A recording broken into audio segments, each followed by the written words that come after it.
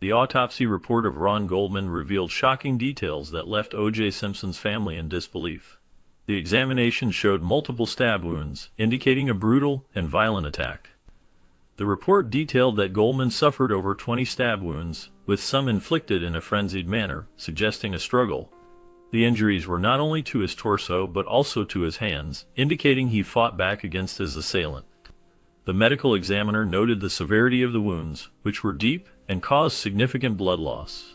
Additionally, the report highlighted the presence of defensive wounds, which further illustrated the desperate nature of the encounter. The findings painted a grim picture of the final moments of Goldman's life, raising questions about the circumstances surrounding the attack. The emotional impact on O.J. Simpson's family was profound, as they grappled with the horrifying details of the report.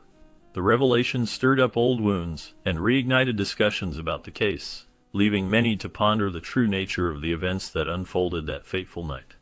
New details about the tragic death of Ron Goldman, one of the victims in this infamous case, have surfaced in Ron Goldman's autopsy report. The report reveals disturbing specifics that show the brutality of his murder. It details the multiple stab wounds he suffered, indicating a violent struggle.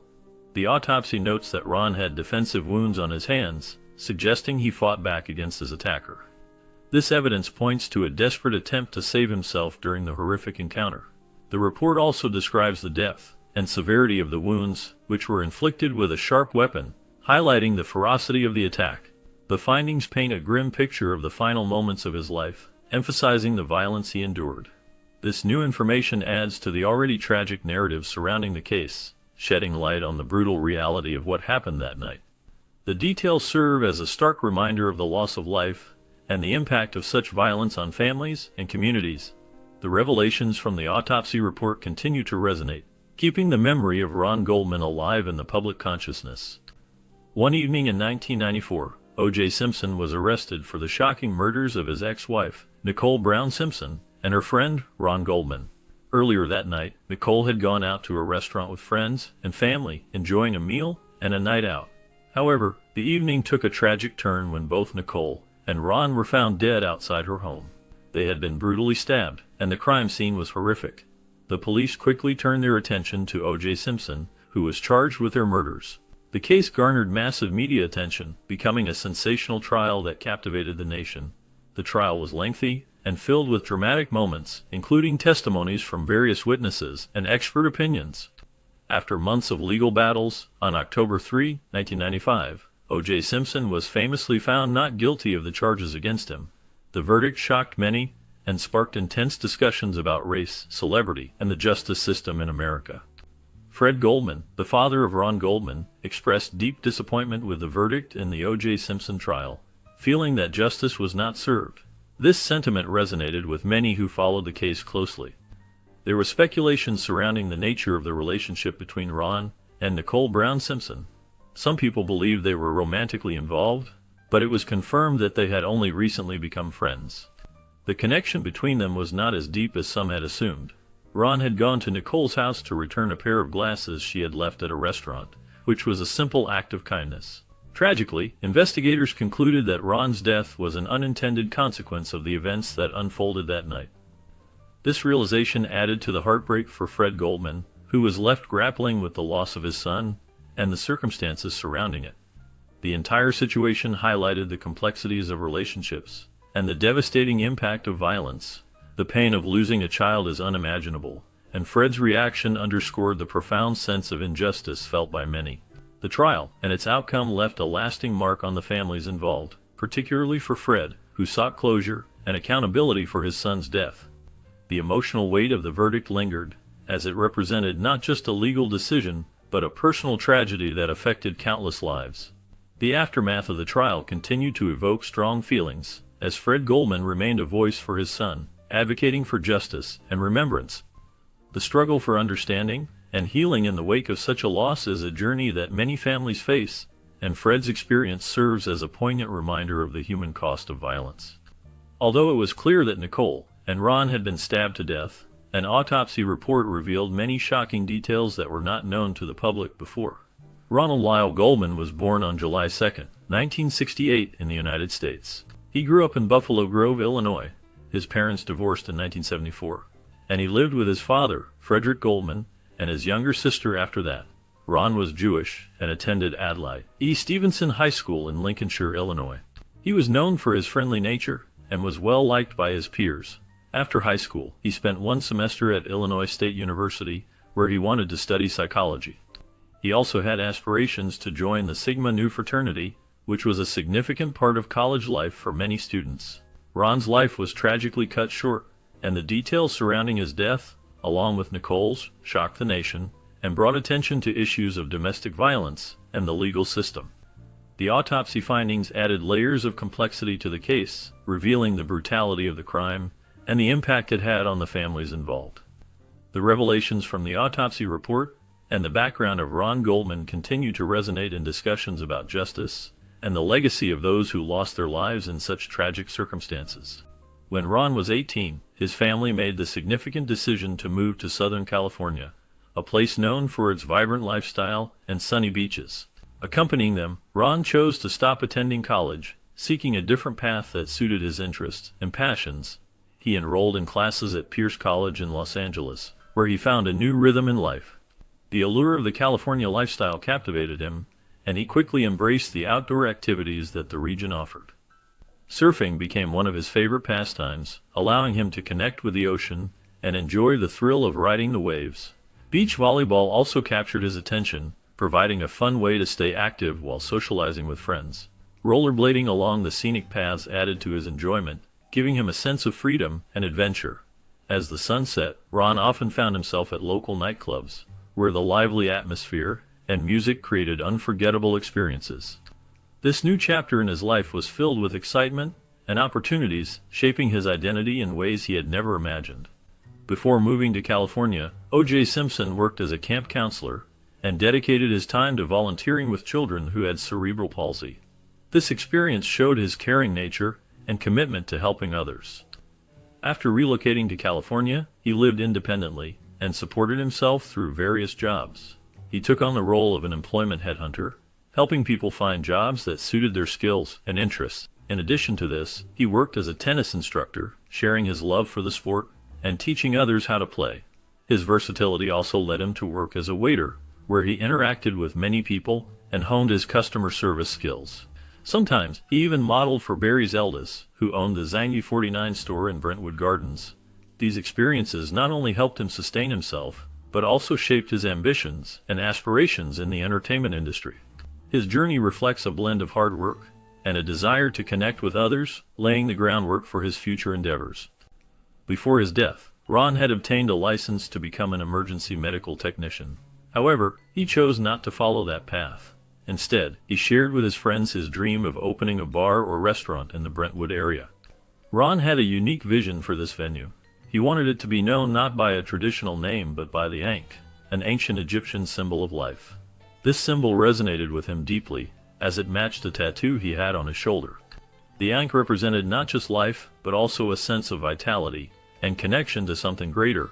Ron believed that this concept would set his establishment apart from others in the area. He imagined a place where people could gather, enjoy good food and drinks, and feel a sense of community.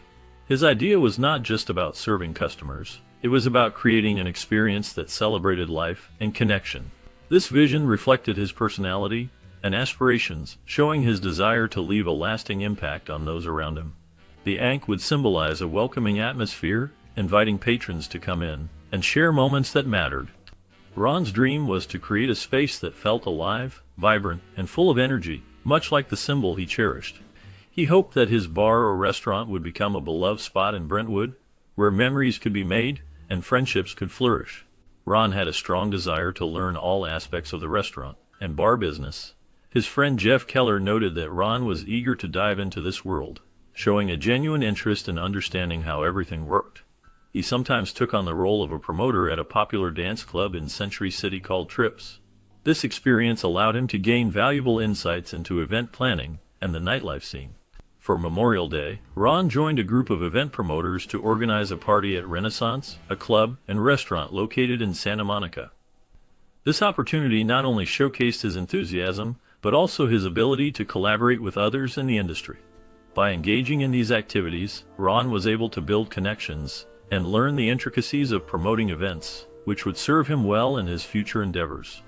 His passion for the restaurant and bar scene was evident in his willingness to take on various roles and responsibilities, making him a notable figure in the local nightlife community. In 1992, Ron had aspirations of becoming an actor and appearing on television. He took a significant step towards that dream by participating in a dating game show called Studs, which was hosted by Mark DiCarlo. This experience allowed him to showcase his personality and charm to a wider audience, even if it was just for a brief moment on television. During this time, he also found love with Jackie Bell. Their relationship blossomed and lasted for almost 2 years, filled with shared experiences and memories. However, the joy of their relationship was overshadowed by tragedy. Just 3 months before Ron's untimely death, Jackie made the difficult decision to end their relationship. This sudden change left a profound impact on both their lives, as they had shared a significant part of their journeys together. The combination of Ron's dreams and his relationship with Jackie paints a picture of a man who was navigating both personal aspirations and the complexities of love. In 1989, Nicole Brown Simpson made a crucial decision to call the police, leading to the arrest of O.J. Simpson. This incident marked the 9th time law enforcement had been summoned to their home due to domestic violence. The assault on Nicole should have resulted in Simpson's 9th arrest, highlighting a troubling pattern of abuse. The statistics surrounding domestic violence are alarming. In 1993, New York City alone recorded 300,000 calls to the police regarding domestic violence. This issue is not a hidden problem, as some may suggest. For over 2 decades, feminists have tirelessly worked to bring attention to domestic abuse. Their efforts have focused on providing shelters, support systems, and advocating for changes in how law enforcement handles these cases. Thanks to their dedication, society now recognizes wife beating as a serious crime, deserving of attention and action. The work of these advocates has been vital in changing perceptions and improving responses to domestic violence, making it clear that this issue affects many families and communities. Wife beating is a tragic reality for many women, as some men feel they have the right to control those they claim to love. This desire for dominance often leads to brutal violence.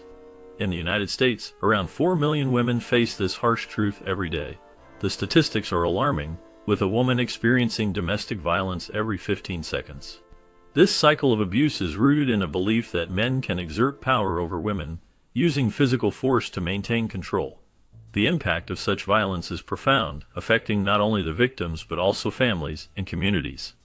Many women live in fear, feeling trapped in relationships where love is overshadowed by aggression. The emotional scars left by such experiences can last a lifetime, making it difficult for survivors to rebuild their lives. Society must recognize this issue and work towards creating a safer environment for all women, ensuring that they can live free from fear and violence. The conversation around domestic violence needs to continue, as awareness is crucial in combating this pervasive problem. What many people don't understand is that the problem lies with the perpetrator, not the woman.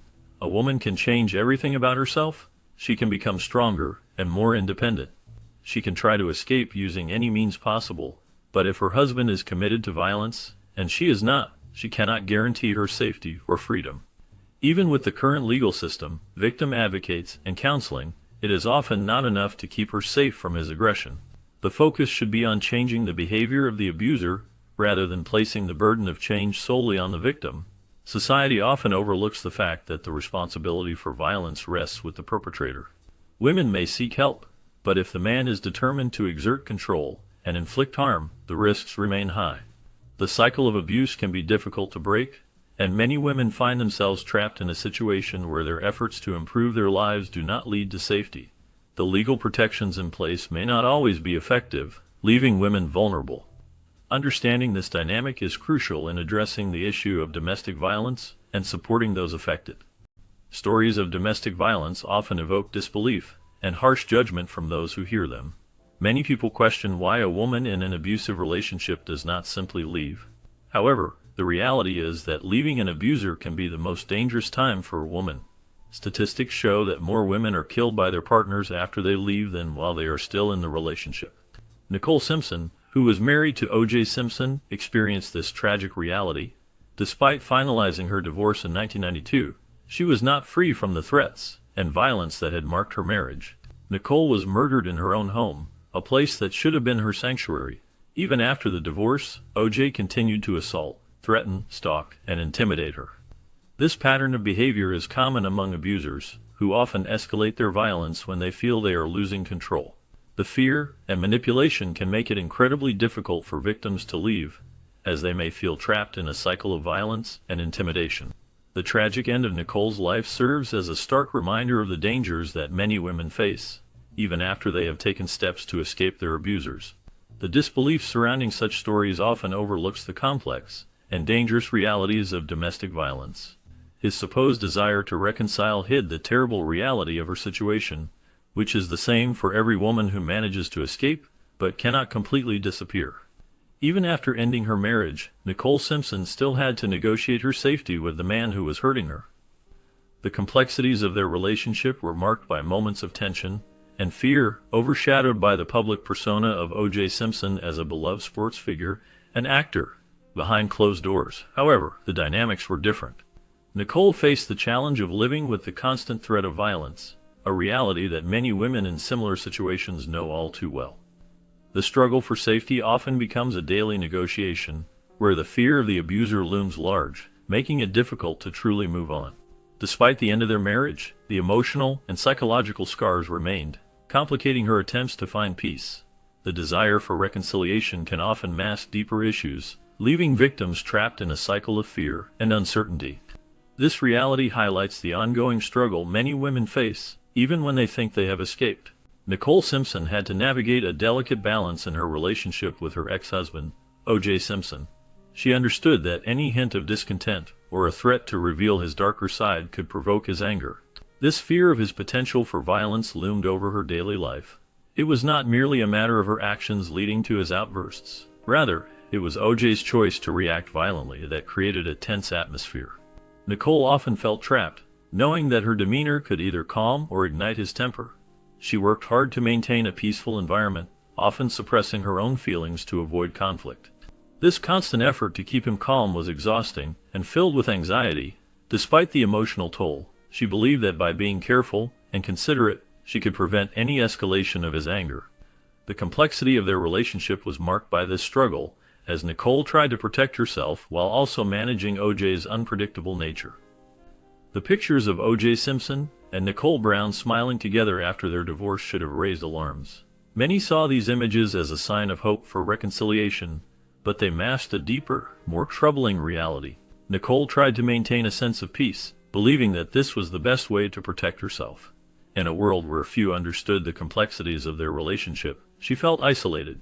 The smiles in those photos were misleading, hiding the fear and tension that often filled their lives. Nicole knew that no one else could truly shield her from O.J.'s charm, and public persona often overshadowed the darker aspects of their life together. Friends and family may have interpreted her efforts to keep things amicable as a desire to reunite, but for Nicole, it was a survival tactic. She understood that keeping the peace was essential, even if it meant putting on a brave face. The reality was far more complicated than what those images suggested, revealing the struggles she faced in a relationship that was anything but simple. During the trial concerning the domestic violence Nicole experienced while she was alive, O.J. Simpson's defense team took a unique approach to the language used in court. They requested the judge to avoid certain terms that could paint a negative picture of Simpson's actions. The defense argued against using phrases like domestic violence or spousal abuse, which are already considered softer ways of describing the serious issue of wife beating. They believed that using such terms would unfairly influence the jury's perception of Simpson.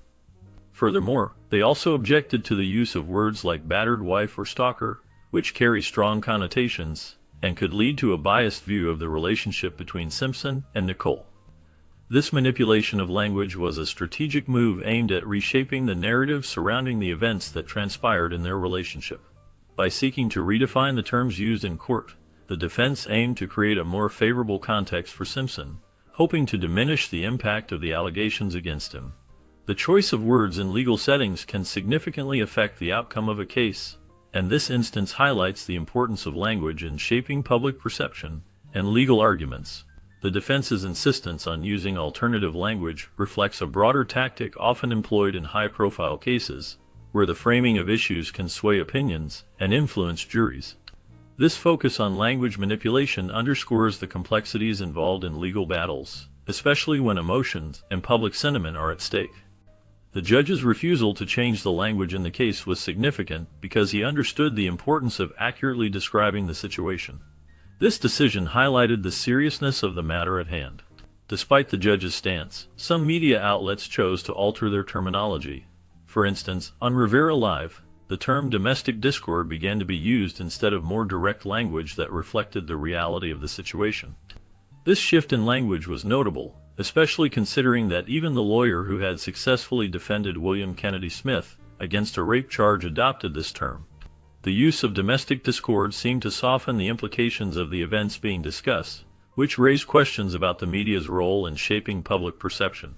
The contrast between the judge's commitment to clarity and the media's choice to use euphemisms illustrated a broader conversation about how language can influence understanding and accountability in sensitive cases. The implications of these choices continue to resonate in discussions about justice and representation in the media.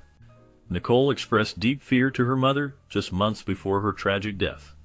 She felt a constant sense of dread, believing that O.J. was always watching her, whether she was at the gas station, shopping at the Palisades shoe store, or even while driving. This feeling of being followed created a heavy weight of despair and terror in her life. Nicole shared these feelings with her friends, revealing the emotional turmoil she faced. In her diary, she documented the physical attacks she endured, detailing the violence that had become a part of her reality. However, these poignant words of fear and the evidence of her suffering were kept from the jury during the trial of the man accused of her murder. The legal system labeled her accounts as hearsay, dismissing them as unimportant. This exclusion highlights a troubling pattern where the voices of women, especially those who suffer abuse at the hands of men, are often ignored or silenced. Nicole's experiences, though they could not save her, remain significant in understanding the broader issues of domestic violence and the challenges women face in seeking justice. 5 days before her tragic death, Nicole Brown Simpson reached out to a shelter for battered women. This call, however, would not be presented to the jury during the trial. The evidence of the abuse she suffered at the hands of O.J. Simpson was largely hidden from public view. While some incidents of violence were witnessed by others, the most severe beatings and acts of cruelty occurred in private, away from the eyes of friends, family, and the public. Only Nicole truly understood the extent of her suffering. The long history of abuse was marked by fear and isolation as she endured the torment in silence. The shelter call was a desperate attempt to seek help, a sign of her struggle to escape the cycle of violence. Despite the lack of witnesses to many of the worst incidents, the impact of those experiences was profound. Nicole's story reflects the hidden pain that many victims of domestic violence face, often feeling trapped and alone in their circumstances. The trial would allow some evidence of public attacks, but the private horrors she endured remained largely unspoken. The reality of her situation was a stark reminder of the complexities surrounding domestic abuse, where the most damaging moments often go unseen. To refuse to listen to Nicole Brown Simpson is to refuse to understand what happened to her. For many years, the issue of domestic violence was largely ignored by society, including the law and even the FBI. There was a time when the prevailing belief was that wife beating was not a significant problem in the United States. This lack of recognition contributed to a culture of silence that lasted for centuries. During this period, men were often allowed, either by law or through unspoken societal rules, to inflict harm on their wives without fear of consequence. It took a long time for this perception to change. Eventually, the FBI estimated that a woman is beaten every 15 seconds in the U.S. by 1984. The Justice Department reached a similar conclusion, acknowledging the widespread nature of domestic violence. This shift in understanding was slow and painful, but it was necessary to begin addressing the issue and supporting victims like Nicole. The historical disbelief surrounding domestic violence has had lasting effects, making it crucial to listen to the experiences of those who suffered. Then, with the help of a strong political movement, women who were abused began to speak out about what was happening to them and who was hurting them. They broke the silence, and eventually, enough women had spoken out. Sometimes they used words, sometimes they ran away seeking refuge, and in some cases they fought back or even killed in self-defense. This courageous act of speaking out made people start to pay attention. Social scientists studied the problem and found a pattern of injuries that many women faced. Experts described these issues, and their words were important. They were listened to carefully and often asked to give evidence in legal cases. However, the voices of the victims still did not have much power. They were not taken seriously by society or the legal system. Many women still were not believed enough for everyone, including the law, to feel compelled to help them. The struggle continued as these brave women sought justice and recognition for their pain and experiences. According to a Los Angeles Times article published on June 15, 1994, just 3 days after Ron Goldman's death, the world became captivated by the tragic events surrounding O.J. Simpson, Ron Goldman, and Nicole Brown Simpson. Ron Goldman met Nicole only 6 weeks before they were murdered when he borrowed her Ferrari. In the weeks leading up to their deaths, they became increasingly friendly, occasionally meeting for coffee and dinner. Despite their growing friendship, both the police and their friends describe their relationship as platonic. This detail has fueled speculation and theories about the nature of their connection and the circumstances surrounding their deaths. The timeline of events and the nature of their relationship have led many to believe that O.J. Simpson was involved in the murders of both Ron and Nicole. The public's perception of Simpson's guilt has been shaped by these details, creating a narrative that continues to resonate in discussions about the case. The tragic loss of both individuals and the complex relationships involved have left a lasting impact on the public consciousness. During a lunch meeting with his friend Craig Clark, Ron Goldman borrowed Nicole Brown Simpson's car. While they were talking, Ron mentioned that the car belonged to Nicole. However, he did not refer to her as his girlfriend. Instead, he simply stated that they were just friends. This detail highlights the nature of their relationship at that time. It suggests a level of familiarity and comfort between them, but it also indicates that Ron did not view their connection in a romantic light when speaking to Craig. This moment captures a snapshot of their lives before the tragic events that would later unfold. The casual mention of the car and the friendship reflects the everyday interactions that can often be overlooked, but are significant in understanding the dynamics between individuals. Such testimonies provide insight into the relationships and social circles surrounding Nicole and Ron, painting a picture of their lives before the chaos that would follow. According to the book Killing Time, the first full investigation into the unsolved murders of Nicole Brown Simpson and Ronald Goldman, written by Donald Freed and Raymond P. Briggs in 1996, a significant piece of evidence was discovered at the crime scene. Lipstick was found on Ron Goldman's cheek after his death. This detail adds a layer of complexity to the case, suggesting a possible connection between the victims and the circumstances surrounding their tragic end. The presence of lipstick could imply a struggle or an intimate encounter, raising questions about the events leading up to the murders. Investigators had to consider various angles, including the relationships between the individuals involved. The discovery of such evidence often leads to further scrutiny and speculation, as it can hint at motives or connections that may not be immediately apparent. The case has remained a topic of interest and debate, with many theories surrounding the events of that fateful night. The lipstick evidence serves as a reminder of the intricate details that can emerge in high-profile investigations, influencing public perception and the course of legal proceedings. The ongoing fascination with the case highlights the complexities of human relationships and the tragic outcomes that can arise from them. During an episode of Larry King Live, a significant moment occurred when Ron Goldman's father called into the show. He expressed his strong disapproval of the book written by O.J. Simpson's defense attorney, Alan Freed. This call highlighted the deep emotional wounds still present from the tragic events surrounding the murder of Ron Goldman and Nicole Brown Simpson. On the evening of June 12, 1994, Ron was working as a server at Mezzaluna Trattoria in Brentwood. That night, Nicole Brown Simpson reached out to the restaurant to report that her mother had accidentally left her reading glasses on the table during their earlier visit. Although Ron had not been their server, he kindly agreed to drop off the glasses at Nicole's home after his shift, demonstrating his willingness to help. This seemingly small act of kindness would later be overshadowed by the tragic events that unfolded that night, leading to a highly publicized trial that captivated the nation. The connection between Ron and Nicole, marked by this simple gesture, became a poignant reminder of the lives lost and the families affected by the violence that occurred. The aftermath of the murder and the ensuing media frenzy left a lasting impact on all involved, especially the families who were left to grapple with their grief and the public scrutiny that followed. The call from Ron's father during the interview served as a powerful reminder of the human cost of such tragedies, emphasizing the need for justice and understanding in the face of overwhelming loss. After finishing his shift, Ron punched out at 9:33 p.m. However, he decided to stay an extra 15 minutes to enjoy a bottled water at the bar. This brief pause allowed him to unwind before returning the glasses to Nicole. After this, he made his way to his apartment in Brentwood, located at 11,663 Gorham Avenue. Ron had plans to meet up with Stuart Tanner, who was the bartender at Mezzaluna, later that evening. Once he left his apartment, Ron walked for about 10 minutes to reach Nicole's condominium. This walk was not just a simple stroll. It was a moment filled with anticipation as he looked forward to spending time with her. The evening was still young, and the air was filled with the sounds of the neighborhood.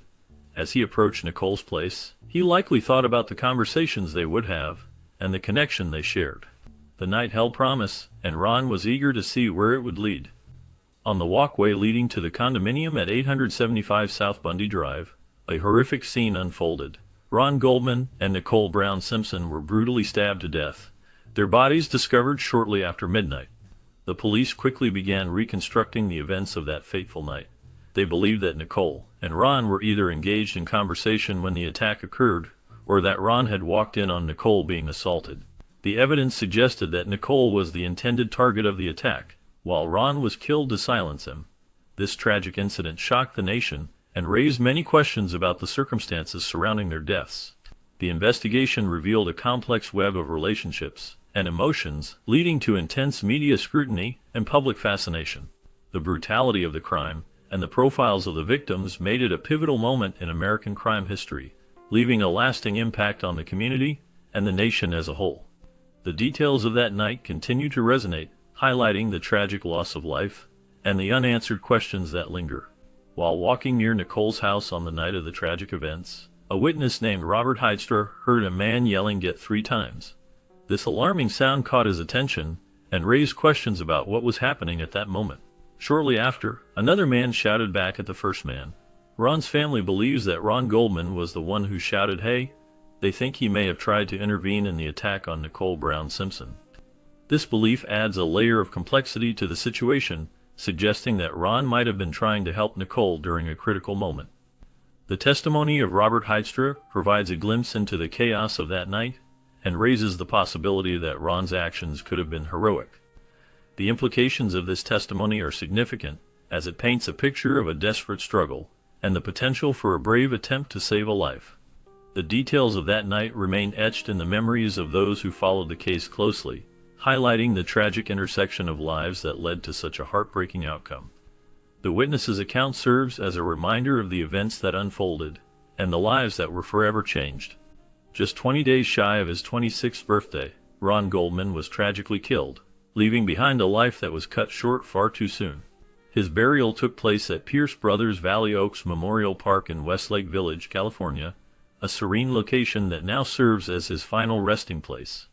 The Los Angeles Medical Examiner conducted an autopsy on June 14th, which revealed the horrifying details of the attack he endured.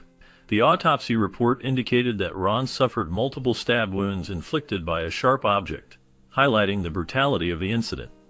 The report detailed that he sustained stab wounds across various parts of his body, including his neck, face, ears, chest, thighs, hands, forearms, and abdominal area. While some of these injuries might not have been fatal on their own, the stab wounds to his neck and torso were ultimately what led to his death. The coroner noted significant damage to a major vein in Ron's neck, along with injuries to his lungs. Internal bleeding in his abdomen also contributed to the critical nature of his wounds, painting a grim picture of the violence he faced. The details of his autopsy serve as a stark reminder of the tragic circumstances surrounding his death.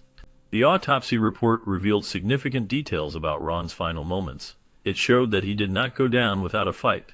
The coroner found dozens of defensive wounds on Ron's hands, face, and upper body. These findings indicate that he struggled hard to defend himself against his attacker. The presence of these wounds suggests that Ron was aware of the danger he faced and attempted to protect himself. Each mark tells a story of a desperate struggle, highlighting his bravery in the face of a life-threatening situation. The defensive wounds serve as a testament to his will to survive, showing that he fought back against the violence directed at him. This evidence paints a vivid picture of the confrontation, revealing the intensity of the struggle and the tragic outcome. The details from the autopsy provide crucial insights into the events that unfolded emphasizing the reality of the violence that occurred. The findings are a stark reminder of the human instinct to fight for life when faced with imminent danger.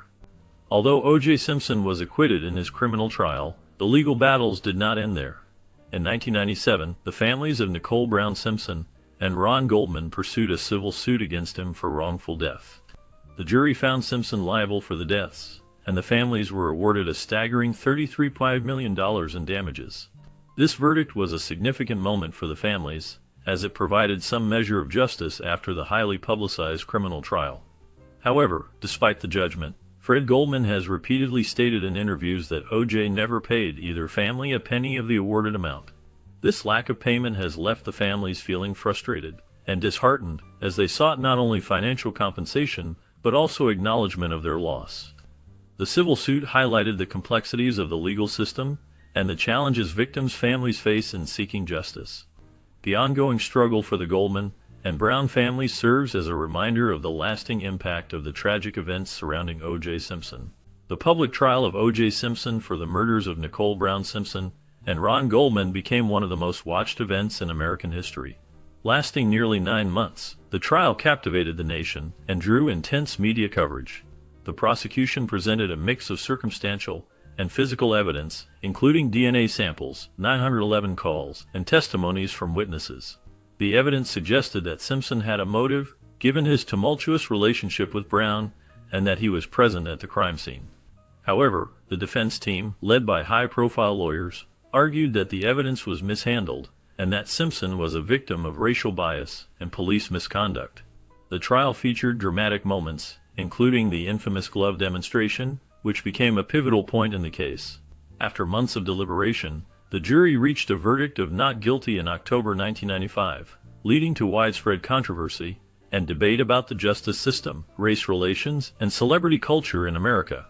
The acquittal sparked discussions that continue to resonate today. In 1997, Fred Goldman, the father of Ron Goldman, took a significant step by filing a civil lawsuit against O.J. Simpson. The jury ultimately found Simpson liable for the wrongful death of Ron Goldman and awarded the Goldman family a staggering $33 million. This trial was not just a legal battle. It became a reflection of the deep racial divide in the United States. It showcased how people could watch the same proceedings and arrive at completely different conclusions based on their backgrounds and experiences. For many white Americans, the verdict was seen as one of the great injustices of the 20th century. They felt that Simpson had escaped justice for a double homicide. In stark contrast, many in Black America viewed the situation through a different lens. They believed that the police were corrupt and that Simpson had been framed. This perspective was rooted in a broader distrust of the criminal justice system, which they felt was tainted by racism. The testimonies presented in court were often seen as influenced by racial bias, further complicating the public's perception of the case. The trial not only highlighted the complexities of the legal system, but also underscored the significant divide in how different communities experience justice and law enforcement. The aftermath of the trial left a lasting impact on American society, revealing the ongoing struggles with race, justice, and equality. In 2008, O.J. Simpson faced a significant legal challenge when he was convicted of armed robbery at a Las Vegas hotel. This incident was unrelated to his previous high-profile murder trial. During the robbery, Simpson and several accomplices attempted to take sports memorabilia that he claimed belonged to him. The trial attracted considerable media attention, and both Fred and Kim Goldman, the father and sister of Nicole Brown Simpson, attended the proceedings. Their presence highlighted the ongoing impact of Simpson's past actions on the lives of those affected by them. After the jury delivered its verdict, Fred Goldman expressed a sense of satisfaction regarding the conviction. He described the moment as bittersweet, reflecting on the complex emotions tied to Simpson's legal troubles. The robbery conviction marked a new chapter in Simpson's life, showcasing how his past continued to resonate in the public eye and affect those who had suffered due to his earlier actions. In August 2007, the rights to O.J. Simpson's book If I Did It were awarded to the Goldman family. This book is a first-person account where Simpson describes how he would have committed the murders of Nicole Brown Simpson and Ron Goldman. The Goldman family had been trying to collect a multi-million-dollar civil jury award for over a decade, and this decision allowed them to finally gain some financial restitution. As part of this arrangement, they were granted the proceeds from the book, which included not just the copyright, but also the media rights and movie rights. This meant that the Goldman family now owned the rights to Simpson's name, likeness, life story, and right of publicity in connection with the book. This legal maneuver ensured that Simpson would not be able to profit from the book, effectively preventing him from benefiting financially from the tragic events surrounding the murders. The Goldman family's acquisition of these rights marked a significant moment in their long struggle for justice and compensation. The Goldman family made a significant decision when they renamed the book If I Did It Too, If I Did It: Confessions of the Killer. This book was published in September 2007 through Beaufort Books. The title change was a notable move, as it aimed to clarify the content and the intentions behind the book. However, this decision did not come without controversy. Denise Brown, the sister of Nicole Brown, was vocal in her criticism of the Goldmans. She accused them of profiting from the tragic deaths of Nicole and Ron Goldman. Denise felt that the publication of the book was an exploitation of their memories and suffering. Her concerns highlighted the emotional turmoil that families endure in the aftermath of violent crimes. The Goldmans, on the other hand, believed that the book served a purpose in shedding light on the events surrounding the case. This clash between the families underscored the complexities of grief, justice, and the ethics of storytelling in the wake of tragedy. The publication sparked discussions about morality and the impact of such narratives on the victims' families. The differing perspectives of the Goldmans and Denise Brown illustrated the deep wounds that remain long after the headlines fade.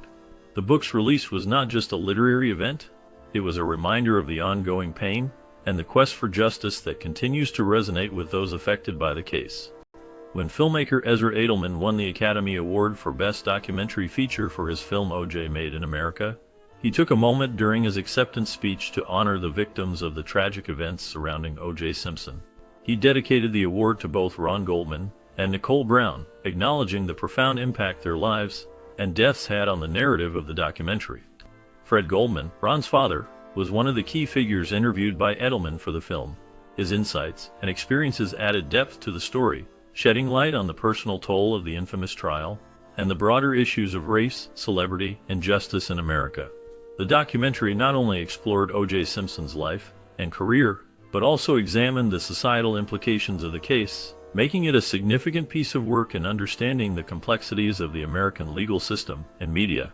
Edelman's dedication highlighted the importance of remembering the victims amidst the sensationalism of the trial, ensuring that their stories were not forgotten in the shadow of a high-profile celebrity. The film sparked conversations about accountability and the lasting effects of violence, making it a powerful commentary on the intersection of fame and tragedy. During an interview with Barbara Walters, Fred Goldman shared a deeply unsettling experience that occurred shortly after O.J. Simpson's acquittal. He recounted how a stranger approached him with a shocking proposition. This individual offered to sell him an untraceable high-powered rifle, suggesting that he could use it to kill Simpson. Alternatively, the stranger proposed hiring someone to carry out the act for him. Fred Goldman was taken aback by this disturbing suggestion. He found the idea appalling and firmly refused the offer. This moment highlighted the intense emotions and turmoil surrounding the aftermath of the trial, as well as the lengths to which some individuals might go in their anger and grief. The conversation with Walters revealed not only the pain that Fred Goldman felt over the loss of his son, Ron Goldman, but also the extreme reactions that the case provoked in the public. The interview served as a poignant reminder of the complexities of justice and the human experience in the wake of tragedy. In another interview with 2020, Kim Goldman, Ron's sister, recounted a disturbing encounter she had with O.J. Simpson. This incident took place sometime after Simpson's acquittal in the highly publicized murder trial of her brother and Nicole Brown Simpson. While driving in a parking lot in Los Angeles, she unexpectedly spotted Simpson. The sight of him stirred intense emotions within her, leading her to briefly consider an extreme act of vengeance. In that moment, she thought about running him over with her car. The anger and pain from losing her brother were overwhelming, and the idea of confronting him in such a drastic way seemed like a way to express her grief and frustration. However, despite the strong urge to act on her feelings, she ultimately decided against it. This moment highlighted the deep emotional scars left by the trial and the impact it had on the families involved. Kim's reflection on this encounter reveals the ongoing struggle with loss and the complexities of justice in the aftermath of such a tragic event. In 2022, Fred Goldman took steps to renew his old judgment against O.J. Simpson, asserting that Simpson still owed him a staggering $96 million.